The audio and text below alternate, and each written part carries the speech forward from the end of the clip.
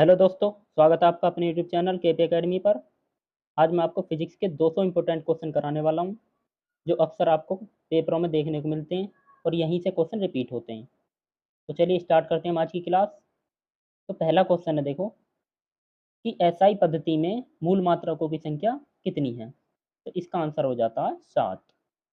तो एसआई पद्धति में मूल मात्रक कितने होते हैं? 7 होते हैं। कौन कौन से होते हैं? तो देखो, metre, kilogram, second, kelvin, ampere, candela और मोल, ये 7 हमारे मूल मात्रक होते हैं। नेक्स्ट देखो, अब नेक्स्ट क्वेश्चन है कि प्रकाश वर्ष किसका मात्रक है। तो इसका आंसर हो जाता है दूरी। तो प्रकाश वर्ष किसका मात्रक होता है? दूरी का। और एक प्रकाश वर्ष में कितने मीटर होते हैं? तो 9.46 और गुणा 10 की पावर 15 मीटर। नेक्स्ट देखो, अब नेक्स्ट क्वेश्चन दिया है कि दूरी मापने की सबसे बड़ी इकाई कौन सी है। तो इसका आंसर हो जाता है पारसेक। तो दूरी मापने की सबसे बड़ी इकाई कौन सी होती है? पारसेक होती है। और एक पारसेक 3.26 प्रकाश वर्ष के बराबर होता है। तो ये क्वेश्चन भी पूछा जाता है कि एक पारसेक कितने प्रकाश वर्ष के बराबर होता है। और एक प्रकाश वर्ष कितने के बराबर होता है? तो 9.46 गुणा 10 की पावर 15 मीटर के। जबकि एक पारसेक कितने प्रकाश वर्ष के बराबर होता है? तो 3.26 प्रकाश वर्ष। नेक्स्ट देखो, अब नेक्स्ट क्वेश्चन दिया है कि डाइन किसका मात्रक है। तो डाइन किसका मात्रक होता है? बल का। आपने बल का जो मात्रक पढ़ा होगा वो पढ़ा होगा न्यूटन। लेकिन न्यूटन से अलग एक मात्रक और होता है, डाइन। और एक न्यूटन कितने डाइन के बराबर होता है? तो 10 की पावर 5 डाइन के। नेक्स्ट देखो, नेक्स्ट दिया है कि ताप और दाब कैसी राशियां हैं। तो ताप व दाब कैसी राशियां हैं? अदिश राशियां होती हैं ये। तो ताप और दाब कैसी राशि होती हैं? अदिश राशियां। आपको ध्यान रखना है कि ताप और दाब जो है वो कैसी राशियां हैं? अदिश राशियां हैं। नेक्स्ट है कि न्यूटन के प्रथम नियम को अन्य किस नाम से भी जाना जाता है। तो इसका आंसर हो जाता है गैलीलियो का नियम या जड़त्व का नियम। तो इन दो अन्य नामों से भी हम इसे जानते हैं, गैलीलियो के नियम के नाम से भी और जड़त्व के नियम के नाम से भी। नेक्स्ट क्वेश्चन देखो, अब नेक्स्ट क्वेश्चन दिया है कि बल की परिभाषा न्यूटन के किस नियम से मिलती है। तो बल की परिभाषा न्यूटन के किस नियम से मिलती है? फर्स्ट नियम से। जो प्रथम नियम होता है न्यूटन का, उससे हमें बल की परिभाषा मिलती है। नेक्स्ट क्वेश्चन दिया है कि बल का व्यंजक न्यूटन के किस नियम से प्राप्त होता है। तो बल का व्यंजक मतलब फॉर्मूला जो होता है, जो आपने पढ़ा होगा F बराबर एम में, वो किस नियम से निकल कर आता है? तो दूसरे नियम से। पहले नियम से परिभाषा निकल कर आती है, दूसरे नियम से फॉर्मूला निकल कर आता है। नेक्स्ट देखो, अब नेक्स्ट दिया है कि संवेग संरक्षण का सिद्धांत न्यूटन के किस नियम पर आधारित है। तो इसका आंसर हो जाता है तृतीय नियम। जो न्यूटन का तीसरा नियम होता है, उस पर होता है संवेग संरक्षण का सिद्धांत आधारित। और तीसरे नियम को हम कहते हैं क्रिया प्रतिक्रिया का नियम। तो इस नियम का दूसरा नाम है क्रिया प्रतिक्रिया का नियम। नेक्स्ट देखो, अब नेक्स्ट दिया है कि रॉकेट उड़ाना किस सिद्धांत पर आधारित है। रॉकेट उड़ना किस सिद्धांत पर आधारित होता है? न्यूटन के तीसरे नियम पर। अगर आपको ऑप्शन में तीसरा नियम ना दिया हो तो आपको लगाना फिर संवेग संरक्षण का सिद्धांत। तो रॉकेट किस नियम पर उड़ता है? तो न्यूटन के तीसरे नियम पर या संवेग संरक्षण के सिद्धांत पर। नेक्स्ट क्वेश्चन है कि मौत के कुएं में मोटरसाइकिल चलाना किस पर आधारित है। तो मौत के कुएं में मोटरसाइकिल चलाना किस पर आधारित होता है? अभिकेंद्र बल पर। और जो अभिकेंद्र बल होता है वो केंद्र की तरफ लगता है। यदि हम यहाँ पर केंद्र मान के चलें तो इधर लगेगा बल। बल कहाँ लगेगा? केंद्र की तरफ। नेक्स्ट क्वेश्चन दिया है, देखो कि कपड़े सुखाने की मशीन दूध से मक्खन निकालने की मशीन किसके उदाहरण है। तो इसका आंसर हो जाता है अपकेंद्रीय बल। तो ये एक दूसरे के अपोजिट होते हैं, अभिकेंद्र बल और अपकेंद्रीय बल एक दूसरे से अपोजिट होते हैं। मतलब अभिकेंद्र जो होता है वो केंद्र की ओर लगता है, और जबकि अपकेंद्र बल केंद्र से बाहर की तरफ लगता है। तो कपड़े सुखाने की मशीन और दूध से मक्खन निकालने की मशीन किसके उदाहरण है? तो अपकेंद्रीय बल के। नेक्स्ट देखो, अब नेक्स्ट दिया है कि बांध बनाकर इकट्ठा किए गए पानी में कौन सी ऊर्जा होती है? तो इसका आंसर हो जाता है स्थितिज ऊर्जा। जो बांध बनाए जाते हैं तो वहाँ पर जो पानी इकट्ठा हो जाता है उसमें कौन सी ऊर्जा होती है? स्थितिज ऊर्जा। नेक्स्ट क्वेश्चन दिया है कि नदी के पानी में कौन सी ऊर्जा होती है? तो इसका आंसर हो जाता है गतिज ऊर्जा, क्योंकि नदी का पानी चलता रहता है तो इसलिए उसमें कौन सी ऊर्जा होगी? गतिज ऊर्जा, क्योंकि वो गतिमान है। नेक्स्ट क्वेश्चन है कि खींचे धनुष में कौन सी ऊर्जा होती है? तो इसका आंसर हो जाता है स्थितिज ऊर्जा। अब देखो, खींचे हुए धनुष में और बांध बनाकर इकट्ठा किए गए पानी में, दोनों में कौन सी ऊर्जा? स्थितिज ऊर्जा। और एक यहाँ पे लिखा मैंने, स्प्रिंग में भी कौन सी ऊर्जा होती है? स्थितिज ऊर्जा। तो आपको तीनों याद रखने हैं कि खींचे धनुष में कौन सी ऊर्जा होती है, स्प्रिंग में कौन सी ऊर्जा होती है, और जो बांध बनाकर इकट्ठा किया गया पानी होती है उसमें कौन सी ऊर्जा होती है। तो इन तीनों में स्थितिज ऊर्जा होती है, और जबकि नदी के पानी में गतिज ऊर्जा। नेक्स्ट है अब कि यांत्रिक ऊर्जा को विद्युत ऊर्जा में कौन बदलता है? तो इसका आंसर हो जाता है डायनमो। डायनमो, या हम आम भाषा में कह देते हैं जनरेटर। तो यांत्रिक ऊर्जा को विद्युत ऊर्जा में कौन बदलता है? डायनमो या जनरेटर। नेक्स्ट देखो अब, नेक्स्ट क्वेश्चन है कि विद्युत ऊर्जा को प्रकाश ऊर्जा एवं ऊष्मा ऊर्जा में कौन बदलता है? तो इसका आंसर हो जाता है विद्युत बल्ब। आपने देखा होगा जो विद्युत बल्ब होता है वो विद्युत ऊर्जा को किस में बदलता है? प्रकाश ऊर्जा में, क्योंकि वो प्रकाश देता है और प्रकाश के साथ साथ ऊष्मा भी देता है, वो गर्माहट।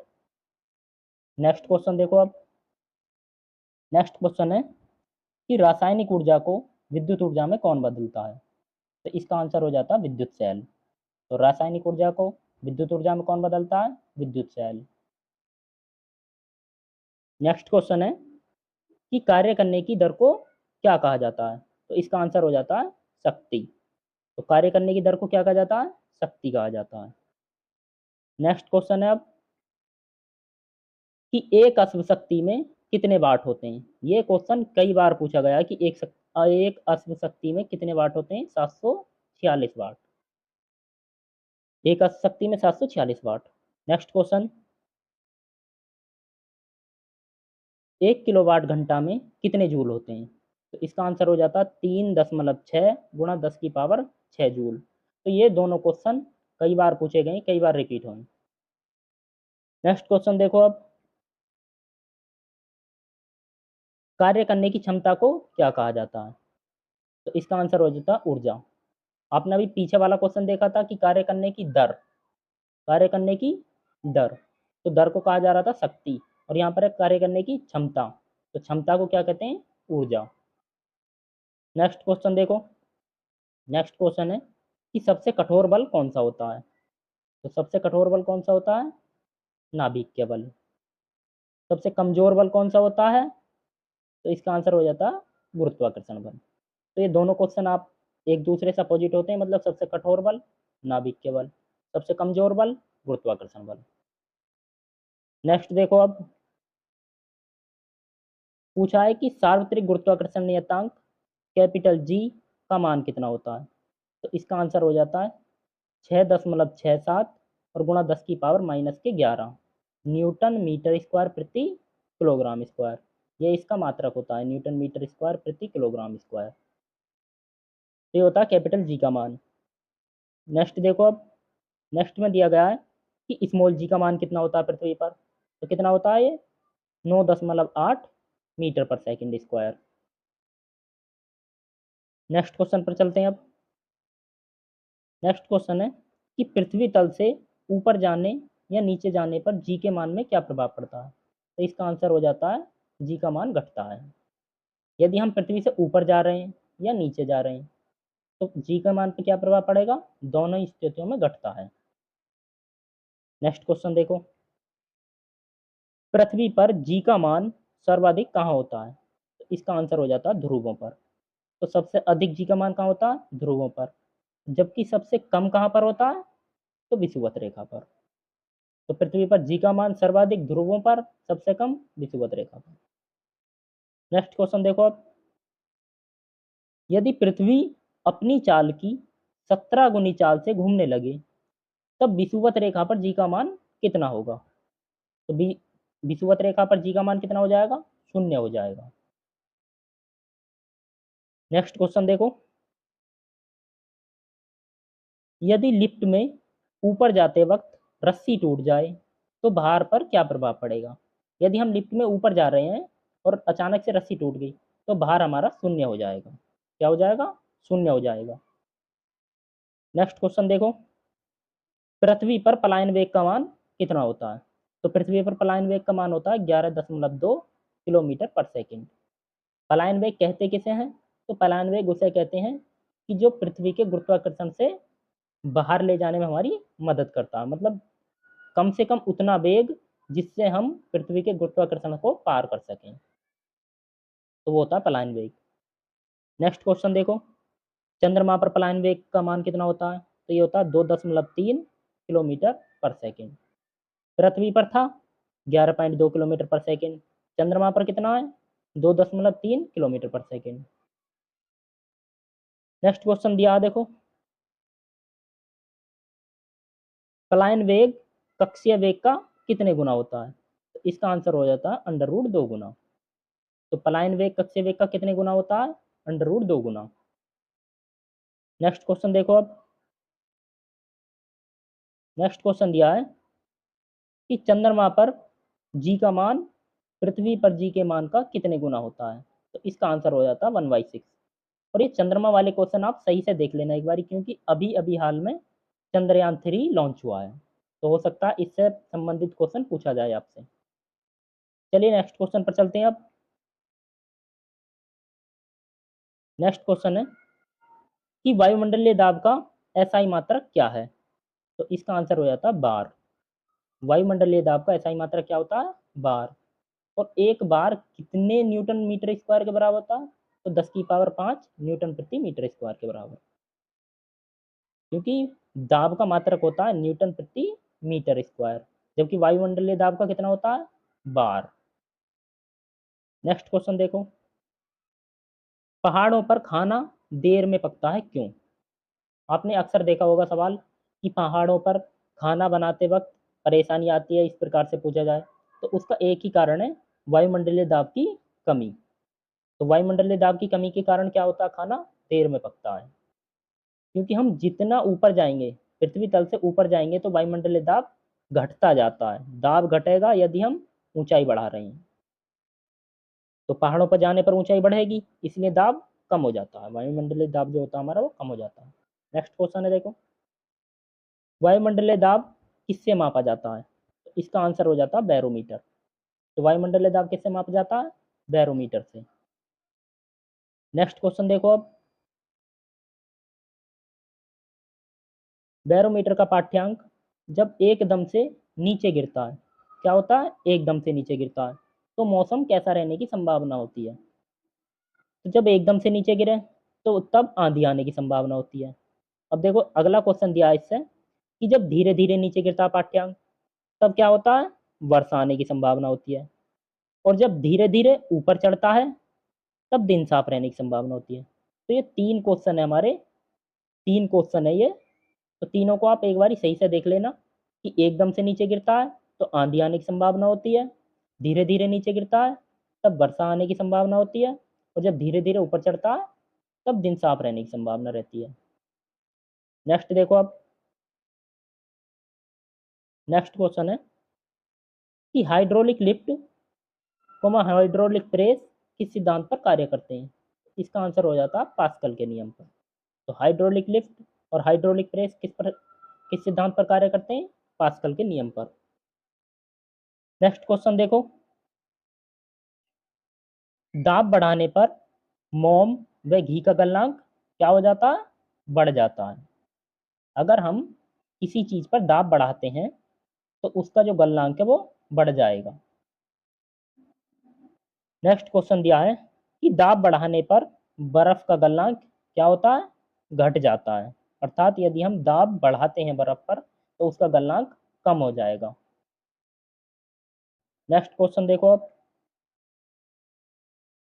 नेक्स्ट क्वेश्चन दिया है कि जल का अधिकतम घनत्व किस ताप पर होता है?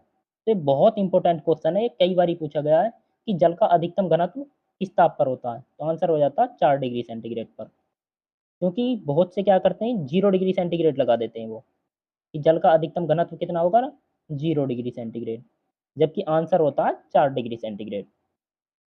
नेक्स्ट क्वेश्चन है कि जब किसी बर्फ के टुकड़े को पानी में डाला जाता है तो उसका कितना भाग पानी में नहीं डूबता। तो आंसर हो जाता 1/10 भाग। तो 1/10 भाग पानी के ऊपर रह जाता है। नेक्स्ट क्वेश्चन देखो, दूध से क्रीम निकालने पर, अगर हमने दूध से क्रीम निकाल लिया तो दूध के घनत्व पर क्या प्रभाव पड़ेगा, वो बढ़ जाएगा। दूध से क्रीम निकाल लेने पर दूध का घनत्व बढ़ जाता है। नेक्स्ट क्वेश्चन देखो, नेक्स्ट क्वेश्चन है कि पारे पर लोहे की कील तैर जाती है, क्यों। क्योंकि लोहे का घनत्व पारे के घनत्व से कम होता है, इसलिए जो लोहे की कील होती है वो पारे पर तैर जाती है। क्योंकि जिसका घनत्व कम होता है वो ऊपर तैरती रहती है। जैसे नेक्स्ट क्वेश्चन दे रखा देखो आपको कि तेल और पानी में किसका घनत्व कम होता है। तो आंसर हो जाता है तेल का। क्योंकि जिसका घनत्व कम होता है वो ऊपर तैरती रहती है। और आपने देखा होगा कि यदि पानी में तेल डाल दिया जाए तो तेल की बूंदें पानी के ऊपर रह जाती हैं। तेल की बूंदें पानी के ऊपर रह जाती हैं। यदि हम इसे पानी मान के चलें तो तेल की बूंद ऐसे करके रहती है इसके ऊपर ऊपर। तो जिसका घनत्व कम होगा वो ऊपर तैरता है। नेक्स्ट क्वेश्चन देखो, पानी की बूंद गोल किसके कारण होती है। तो पानी की बूंद पूछी जाए या वर्षा के जल की बूंद, तो इसका आंसर हो जाता पृष्ठ तनाव। तो पानी की बूंद गोल किसके कारण होती है, पृष्ठ तनाव के कारण। नेक्स्ट क्वेश्चन देखो अब, नेक्स्ट क्वेश्चन है कि गर्म सूप स्वादिष्ट लगता है, क्यों। तो इसका आंसर हो जाता है गर्म सूप का पृष्ठ तनाव कम होता है, इसलिए गर्म सूप स्वादिष्ट लगता है। आपने देखा होगा जैसे चाय, यदि गर्म चाय है तब वो स्वादिष्ट लगती है, लेकिन ठंडी है तब वो स्वादिष्ट नहीं लगती, क्योंकि गर्म करने पर पृष्ठ तनाव कम हो जाता है। तो इसलिए हमें चीज़ें स्वादिष्ट लगती हैं। नेक्स्ट क्वेश्चन है अब कि पानी में केरोसिन तेल डालने पर उस पर तैरते हुए मच्छर मर जाते हैं, क्यों। तो इसका आंसर हो जाता है कि केरोसिन तेल डालने पर पृष्ठ तनाव कम हो जाता है। यदि हम पानी में केरोसिन तेल डाल देते हैं तो उसका पृष्ठ तनाव क्या हो जाएगा, कम हो जाएगा, और पृष्ठ तनाव कम होने पर मच्छर मर जाएंगे। नेक्स्ट क्वेश्चन देखो अब, नेक्स्ट क्वेश्चन है कि लैंप की बत्ती में तेल ऊपर कैसे चढ़ जाता है। तो इसका आंसर हो जाता है केशिकत्व के कारण। केशिकत्व के कारण लैंप में तेल ऊपर चढ़ जाता है। नेक्स्ट क्वेश्चन, पानी में साबुन या डिटर्जेंट मतलब सरफ मिला देने पर कपड़ा जल्दी साफ हो जाता है, क्यों। क्योंकि पानी में डिटर्जेंट या साबुन मिलाने पर उसका पृष्ठ तनाव कम हो जाता है। नेक्स्ट क्वेश्चन देखो, रबड़ और स्टील में कौन अधिक प्रत्यास्थ है। तो इसका आंसर हो जाता है स्टील। तो रबड़ और स्टील में कौन अधिक प्रत्यास्थ है, प्रत्यास्थ मतलब होता है खींचने का गुण, मतलब कितनी अधिक खींच सकती है वो। नेक्स्ट क्वेश्चन देखो, गाड़ियों के एयर बैग, जो गाड़ियों के एयर बैग होते हैं उनमें कौन सी गैस भरी होती है। तो इसका आंसर हो जाता है सोडियम एजाइड। तो गाड़ियों के एयर बैग में कौन सी गैस भरी होती है, सोडियम एजाइड। आपने देखा होगा अक्सर आजकल जो गाड़ी आ रही हैं इनमें एयर बैग लगे होते हैं, जिससे कि कभी दुर्घटना के वक्त वो एकदम से फूल जाते हैं। तो कौन सी गैस के कारण फूल जाते हैं, सोडियम एजाइड के कारण। नेक्स्ट क्वेश्चन देखो अब, ऊष्मा को अधिग्रहण कौन सी वस्तुएं करती हैं। तो इसका आंसर हो जाता है काली वस्तुएं। अब काली वस्तुएं क्यों करती हैं, क्योंकि इनकी एंथैल्पी अधिक होती है, और जिनकी एंथैल्पी अधिक होती है वो ऊष्मा को अधिग्रहण करती हैं। नेक्स्ट देखो अब, हवा में उड़ते हुए पक्षी के लिए स्वतंत्रता की कोटि कितनी होगी। तो इसका आंसर हो जाता है 3। हवा में उड़ते हुए पक्षी के लिए स्वतंत्रता की कोटि कितनी होगी, 3 होगी। क्यों होगी देखो, क्योंकि हवा में उड़ रहा है तो वो एक्स अक्ष पर भी चलेगा, एक्स अक्ष पर भी चलेगा, वाई अक्ष पर भी चलेगा और जेड अक्ष पर भी चलेगा। लेकिन अगर हम बात करें यदि कोई इंसान चल रहा है धरती पर तो वो एक्स और वाई अक्ष में ही जा सकता है, केवल 2 अक्षों पर। लेकिन यदि हवा में कहे या पानी में कहे मछली के लिए, तो उसके लिए आती है 3। नेक्स्ट क्वेश्चन देखो अब। नेक्स्ट क्वेश्चन दिया है कि विद्युत चुंबकीय तरंगों की खोज किसने की थी? तो इसका आंसर हो जाता है मैक्सवेल ने। तो विद्युत चुंबकीय तरंगों की खोज किसने की थी? मैक्सवेल ने। और इनकी चाल कितनी होती है विद्युत चुंबकीय तरंगों की? 3 × 10⁸ मीटर पर सेकेंड, जो कि प्रकाश की चाल के बराबर है। नेक्स्ट क्वेश्चन देखो अब। पानी की ऊपरी सतह पर कौन सी तरंगें उत्पन्न होती हैं? तो इसका आंसर हो जाता है अनुप्रस्थ तरंगें। जब आप कभी पानी में ढीम वगैरह डला मारते हैं, तो वहां पर क्या होते हैं, ऐसे करके तरंगें उत्पन्न हो जाती हैं। तो वो कौन सी वाली तरंगें होती हैं? अनुप्रस्थ तरंगें। नेक्स्ट क्वेश्चन देखो। रस्सी में कौन सी तरंगें उत्पन्न होती हैं? तो इसका आंसर हो जाता है अनुप्रस्थ तरंगें। तो पानी में और रस्सी में, दोनों में कौन सी तरंगें उत्पन्न होती हैं? अनुप्रस्थ तरंगें। जबकि नेक्स्ट क्वेश्चन है देखो कि स्प्रिंग में कौन सी तरंगें उत्पन्न होती हैं? इसका आंसर हो जाता है अनुदैर्ध्य तरंगें।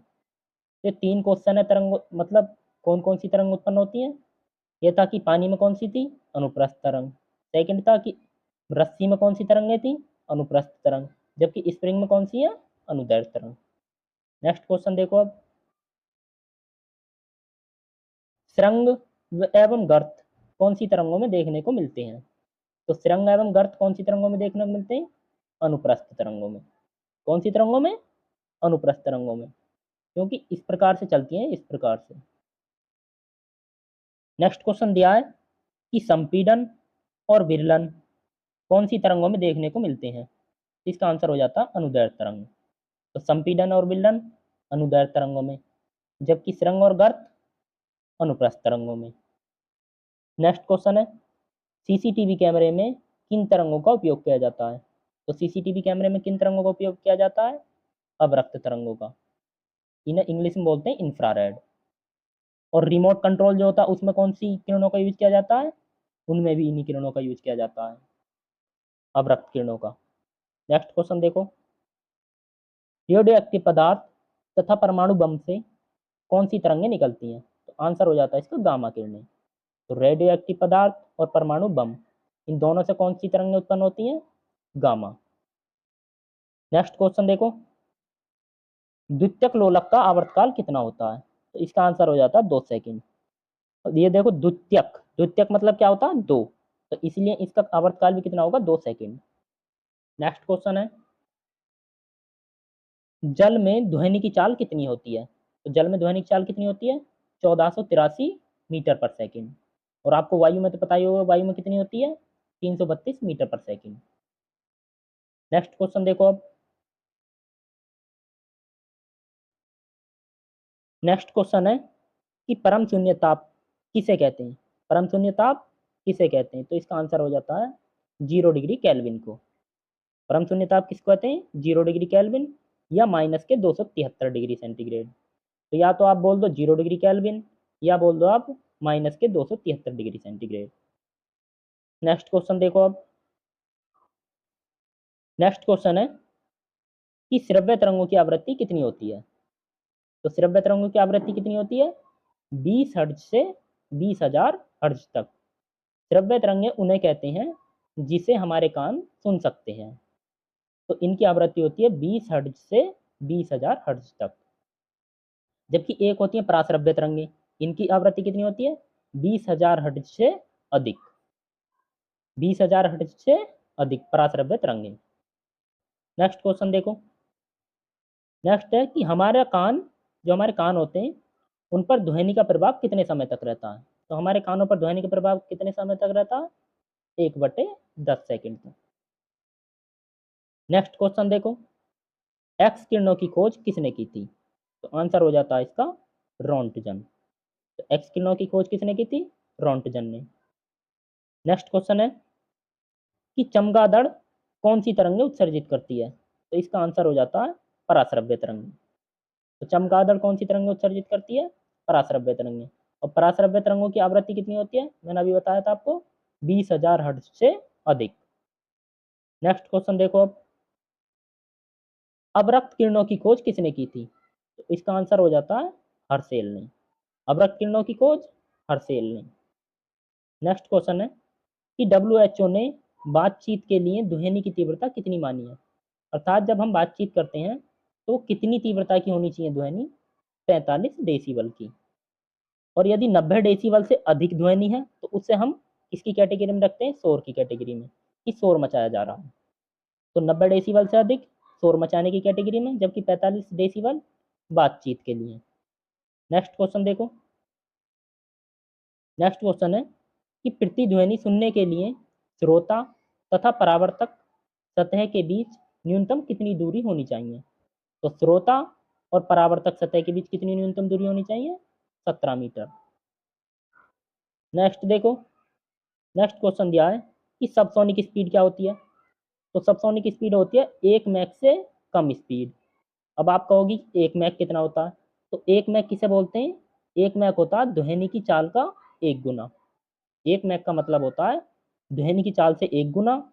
और यदि 2 मैक है तो ध्वनि की चाल से 2 गुना। 3 मैक है तो 3 गुना। और ध्वनि की चाल होती कितनी है? तो अभी बताई थी मैंने आपको, 332 मीटर पर सेकेंड। नेक्स्ट क्वेश्चन देखो। सुपरसोनिक स्पीड क्या होती है? ये होती है 1 मैक से तो अधिक होनी चाहिए और 5 मैक से कम। नेक्स्ट है कि हाइपरसोनिक स्पीड किसे कहते हैं? तो 5 मैक से जो अधिक होती है स्पीड उसे बोलते हैं हम हाइपरसोनिक स्पीड।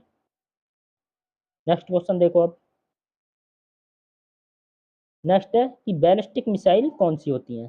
तो बैलिस्टिक मिसाइल उन्हें कहते हैं जो अधिक ऊंचाई पर उड़ती हैं, जो अधिक ऊंचाई पर उड़ती हैं। जबकि नेक्स्ट है देखो कि क्रूज मिसाइल किसे कहते हैं? तो जो कम ऊंचाई पर उड़ती हैं उन्हें हम क्रूज मिसाइल कहते हैं। अधिक ऊंचाई पर बैलिस्टिक और कम ऊंचाई पर क्रूज मिसाइल। नेक्स्ट क्वेश्चन देखो अब। ध्वनि की चाल पर ताप का क्या प्रभाव पड़ता है? तो इसका आंसर हो जाता है कि ध्वनि की चाल बढ़ाने पर ताप बढ़ जाता है। और कितना बढ़ जाता है? तो देखो, ये बढ़ता है 1 डिग्री सेंटीग्रेड बढ़ाने पर चाल जो है वो 0.62 मीटर बढ़ जाएगी। 0.62 मीटर पर सेकंड बढ़ जाएगी। नेक्स्ट क्वेश्चन देखो। दर्पण का निर्माण किससे होता है? अर्थात दर्पण जो बना होता है वो किससे बना होता है? ग्लूकोज से। नेक्स्ट है कि दर्पण पर पेंट किसका किया जाता है? तो इसका आंसर हो जाता है AgBr, मतलब silver bromide. Silver bromide. Next question देखो। रडार और सोनार किस पर कार्य करते हैं? तो इसका आंसर हो जाता है परावर्तन पर। जो रडार होते हैं और सोनार होते हैं वो किस पर काम करते हैं? परावर्तन पर। ये कहाँ पर लगते हैं? ये लगे होते हैं वायुयान में। और सोनार जो जहाज होते हैं पानी वाले और सबमरीन वगैरह उनमें लगे होते हैं। नेक्स्ट क्वेश्चन देखो। जब दर्पण को थीटा कोण घुमाया जाता है तो प्रतिबिंब घूम जाएगा। तो कितना घूम जाएगा? देखो, 2 थीटा। यदि हम थीटा कोण घुमा रहे हैं दर्पण को तो प्रतिबिंब कितना घूम जाएगा? 2 थीटा। नेक्स्ट क्वेश्चन है समतल दर्पण में पूरा प्रतिबिंब देखने के लिए न्यूनतम कितनी लंबाई का दर्पण लेना होगा? तो इसका आंसर हो जाता है वस्तु की आधी लंबाई का।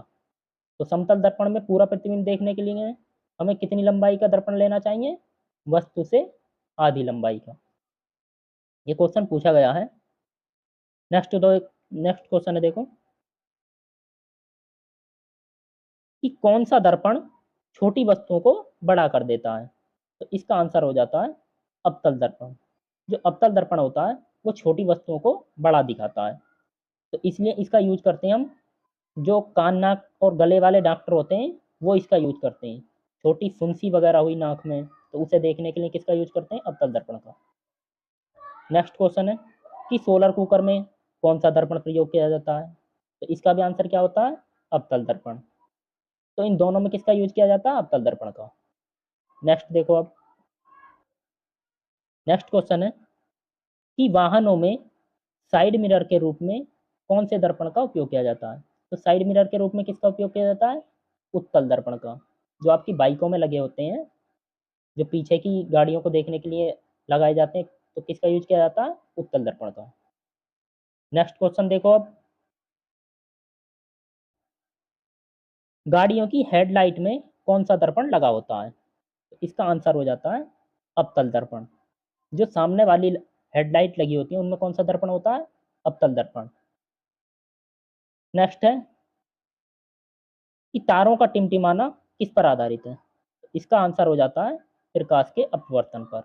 जो तारे टिमटिमाते हैं वो क्यों टिमटिमाते हैं? प्रकाश के अपवर्तन के कारण। नेक्स्ट क्वेश्चन देखो, सूर्योदय से पहले व सूर्यास्त के बाद सूर्य का दिखाई देना किस पर आधारित है? तो इसका भी आंसर क्या हो जाता है? प्रकाश के अपवर्तन के कारण।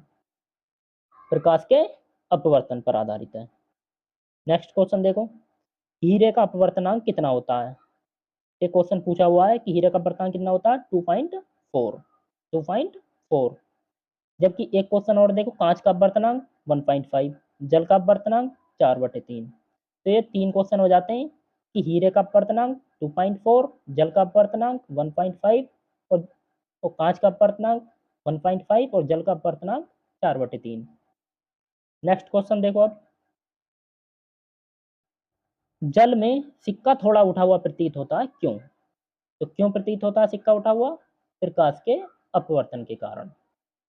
और एक और पढ़ा होगा आपने क्वेश्चन कि पानी में क्षण का टेढ़ा दिखाई देना, तो वो भी किस पर आधारित है? प्रकाश के अपवर्तन पर। नेक्स्ट क्वेश्चन देखो, अब बर्फ में नमक मिलाने पर बर्फ का गलनांक क्या होता है? घट जाता है।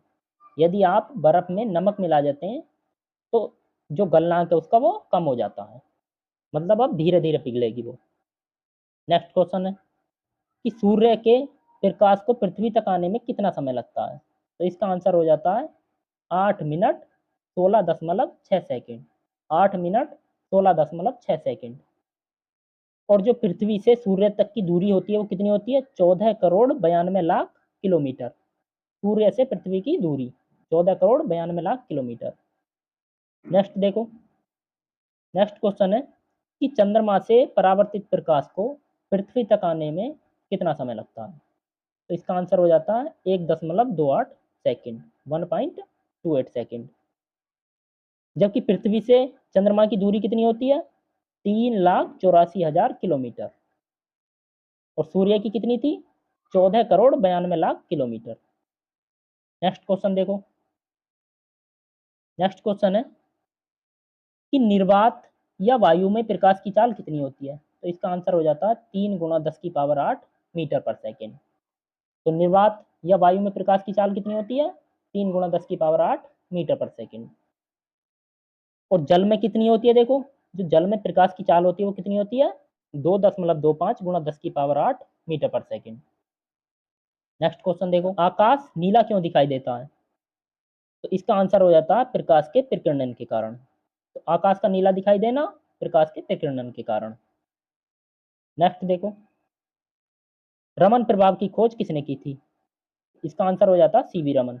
जो सीवी रमन थे ये हमारे भारत के वैज्ञानिक थे। और इन्होंने कब खोज करी थी? तो ये करी थी 28 फरवरी 1928 को। 28 फरवरी 1928 को।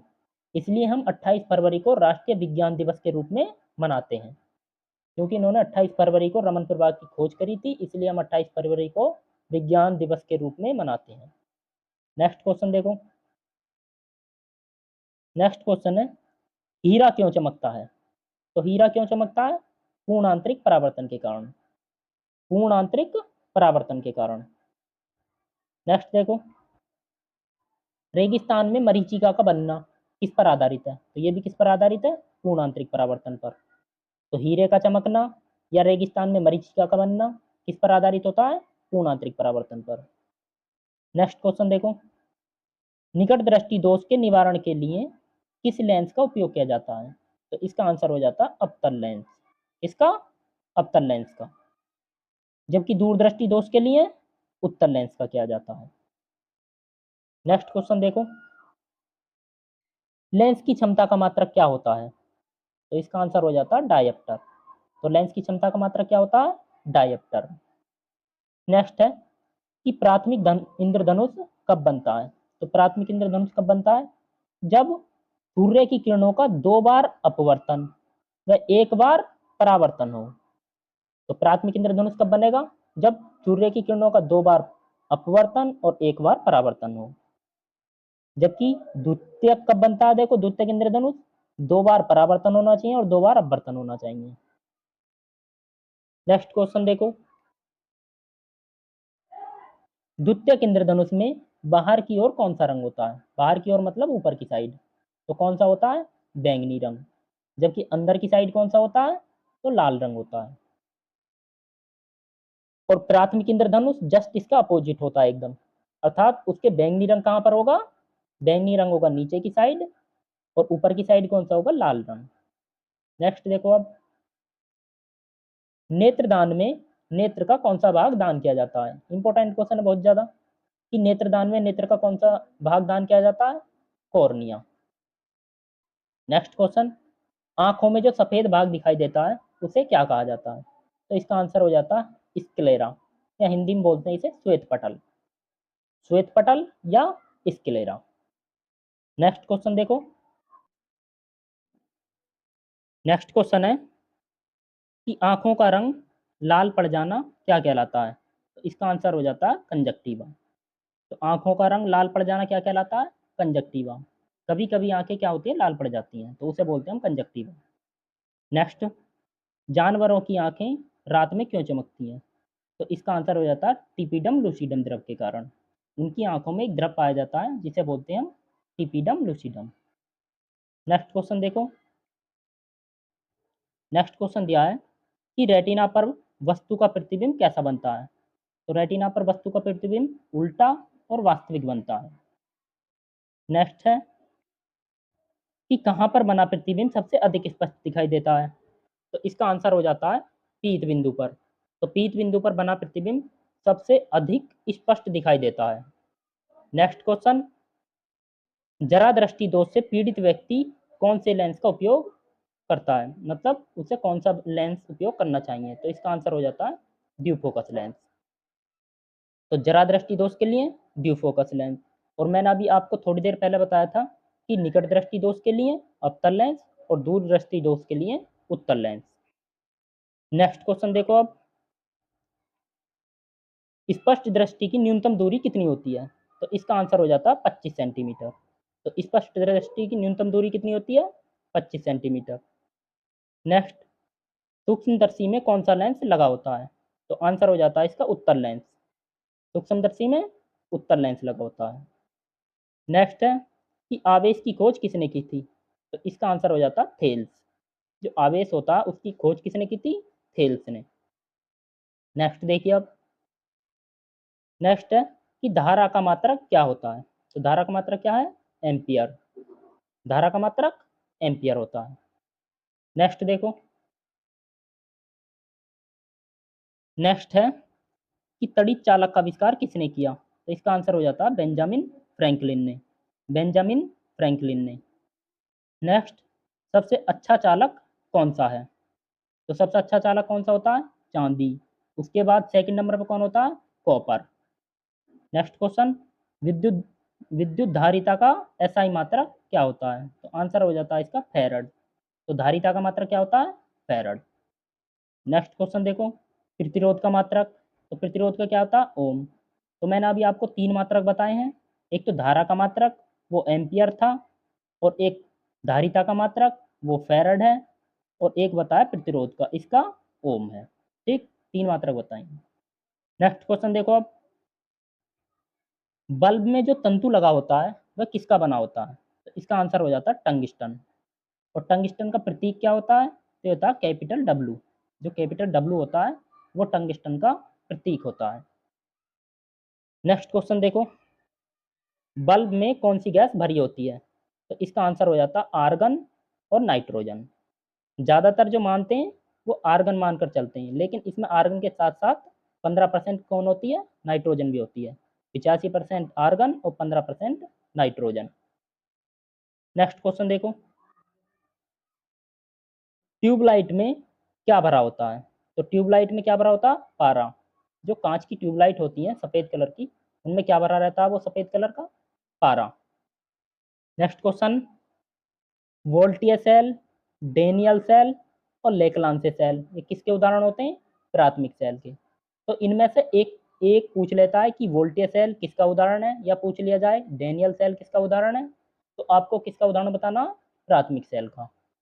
नेक्स्ट क्वेश्चन देखो, वोल्टेज सेल का आविष्कार किसने किया था, तो इसका आंसर हो जाता है एलिजेंड्रो वोल्टा। नेक्स्ट क्वेश्चन है कि एमीटर का कार्य क्या होता है, तो एमीटर का क्या कार्य होता है, धारा को मापना। तो धारा को मापना एमीटर का कार्य होता है। और एक होता है वोल्टमीटर, तो उसका क्या कार्य होता है, विभवांतर मापना। नेक्स्ट देखो, नेक्स्ट क्वेश्चन है कि गैल्वेनोमीटर का क्या कार्य होता है, तो इसका आंसर हो जाता है धारा की उपस्थिति पता करना। अब देखो, ये भी धारा से संबंधित है, ये भी धारा से संबंधित है। ये धारा की रीडिंग चेक करता है, जबकि ये धारा की उपस्थिति को बताता है। इसका मतलब है कि धारा कितने एम्पियर की जा रही है, 10 एम्पियर, 5 एम्पियर, 2 एम्पियर, इस प्रकार से।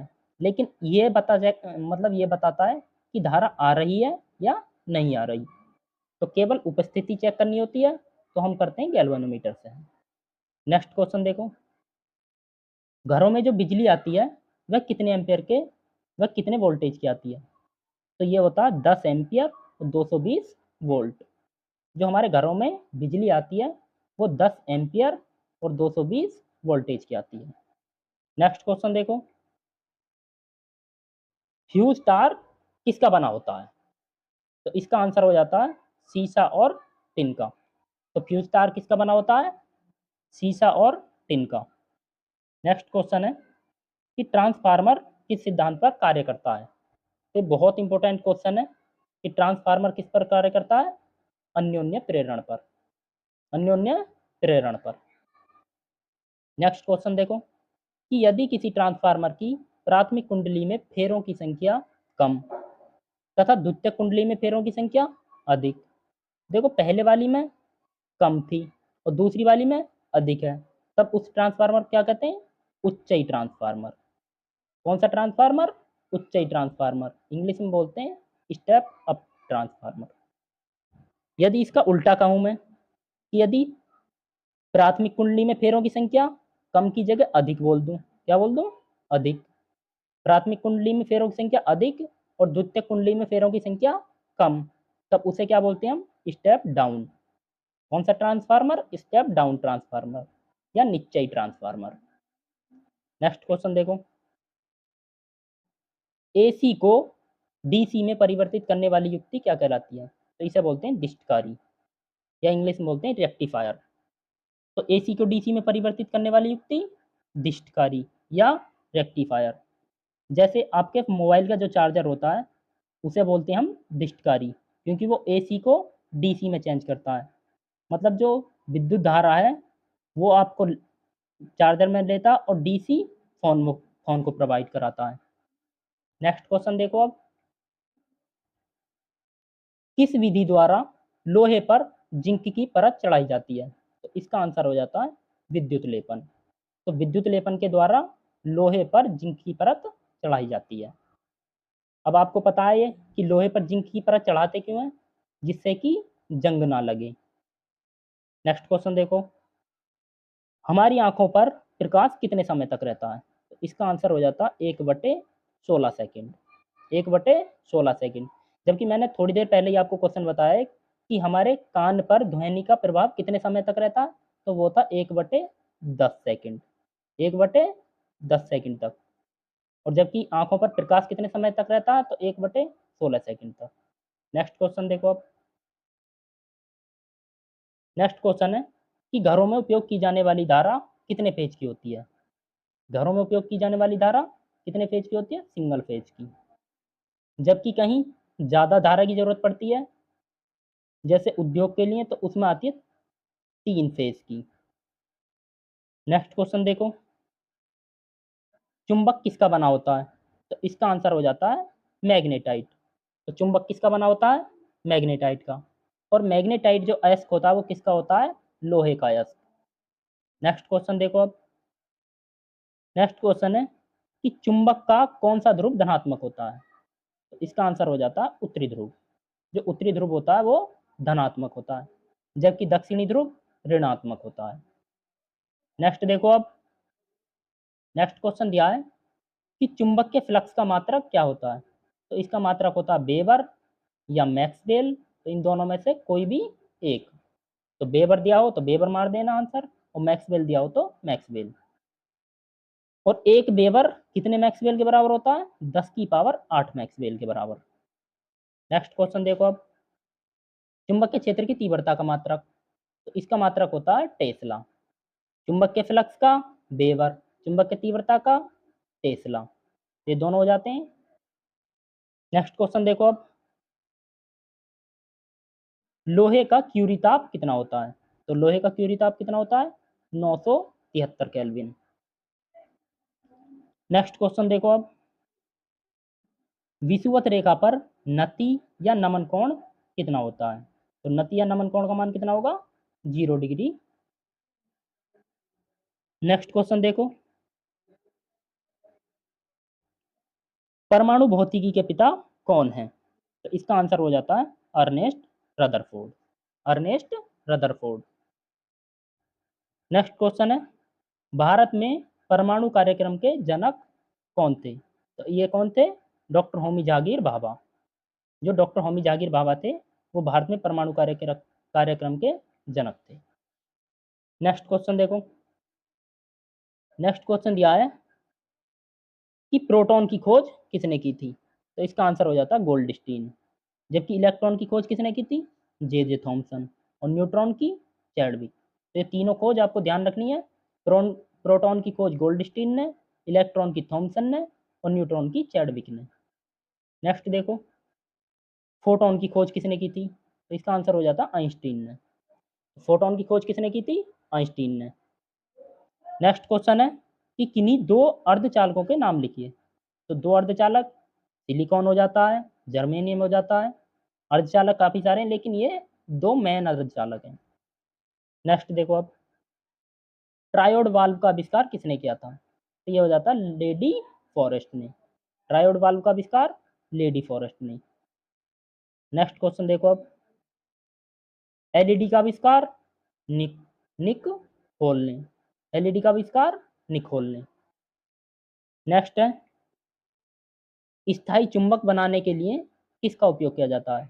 तो इसका आंसर हो जाता है इस्पात। तो स्थायी चुंबक बनाने के लिए किसका यूज किया जाता है? इस्पात का। नेक्स्ट क्वेश्चन, रेडियो सक्रियता की खोज किसने की थी? तो किसने की थी? हेनरी बैकुरल, पी क्यूरी और एम क्यूरी। इन तीनों ने मिलकर करी थी, इसलिए इन तीनों को संयुक्त रूप से नोबेल पुरस्कार मिला था, क्योंकि इन्होंने रेडियो सक्रियता की खोज करी थी। नेक्स्ट देखो अब, रेडियम की खोज। तो रेडियम की खोज किसने की थी? रॉबर्ट पियरे और मैडम क्यूरी। जो मैडम क्यूरी है वो रॉबर्ट पियरे की पत्नी है। तो रॉबर्ट पियरे और उनकी पत्नी ने रेडियम की खोज की थी। नेक्स्ट क्वेश्चन देखो अब, सबसे अधिक भेदन क्षमता कौन सी किरणों की होती है? तो इसका आंसर हो जाता है गामा किरण। जो गामा किरणें होती हैं उनकी भेदन क्षमता सबसे अधिक होती है। नेक्स्ट क्वेश्चन देखो, इसमें पूछा है कि सबसे अधिक आयनन क्षमता किनकी होती है? तो किसकी होती है? अल्फा किरणों की। और सबसे अधिक भेदन क्षमता वो गामा किरणों की थी।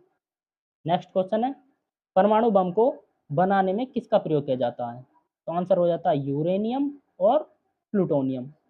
तो परमाणु बम बनाने के लिए किसका यूज किया जाता है? यूरेनियम और प्लूटोनियम। और परमाणु बम सबसे पहले कहाँ यूज करा गया था? तो जापान के नागासाकी और हिरोशिमा पर। नेक्स्ट क्वेश्चन है कि सूर्य के प्रकाश एवं ऊर्जा का स्रोत क्या है? तो सूर्य के प्रकाश और ऊर्जा का स्रोत क्या है? नाभिकीय संलयन। नेक्स्ट देखो, सूर्य में नाभिकीय संलयन की क्रिया तो क्या होती है? 1H1 1H3 equal to 2He4 plus 0N1 और 17.6 mega electron volt. Next question देखो अब, हाइड्रोजन बम का आविष्कार किसने किया था? तो इसका आंसर हो जाता है एडवर्ड टेलर। Edward Teller. और जो हाइड्रोजन बम होता है वो परमाणु बम से 1000 गुना शक्तिशाली होता है। परमाणु बम से कितने गुना होता है? 1000 गुना शक्तिशाली। नेक्स्ट क्वेश्चन देखो, ब्रह्मांड से संबंधित अध्ययन क्या कहलाता है? तो इसे हम बोलते हैं कॉस्मोलॉजी। क्या बोलते हैं? कॉस्मोलॉजी। नेक्स्ट क्वेश्चन देखो, हमारी आकाशगंगा के सबसे नजदीक मंदाकिनी कौन सी है? तो इसका आंसर हो जाता है एंड्रोमेडा, या हिंदी में बोलते हैं इसे देवायनी।